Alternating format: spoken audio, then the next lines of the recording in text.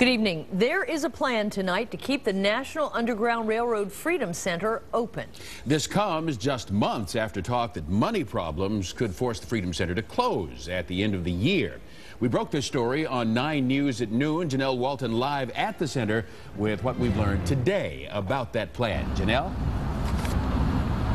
Clyde and Carol, this is not only good news for city leaders, but also to the visitors who have come down here to the Freedom Center since it opened back in 2004. Now, with an annual projected budget shortfall of $1.5 million, it was possible the doors would close here at the end of the year. They were just that close to this actually happening. However, there had apparently been some closed-door negotiations between the Freedom Center and Museum Center for months. 9 News learned this morning the Cincinnati Museum Center has agreed to merge its operations with the Freedom Center. Our sources tell us under this agreement, both museums would remain in their current locations, the Freedom Center downtown at the Banks and the Museum Center at Queensgate. Both museums have their own set of challenges, though. The Freedom Center has struggled with the $1.5 million budget shortfall, even with staffing cuts due to poor attendance. The Museum Center is seeking to put a levy on the November ballot to raise money to pay for $140 million in repairs.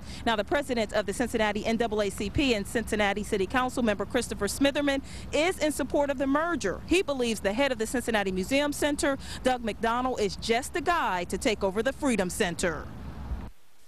And I think the sharing of cost, whether it's back staff or even as they market this national footprint called the Freedom Center, as they're working on different projects and different exhibits, I think that it's going to be incredibly important and positive for the Freedom Center.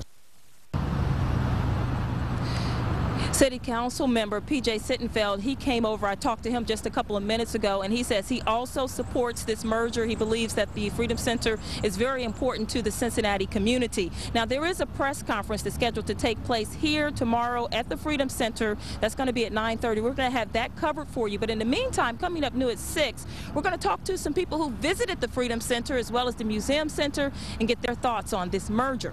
Clyde. Interesting news. Janelle Walton reporting live downtown tonight.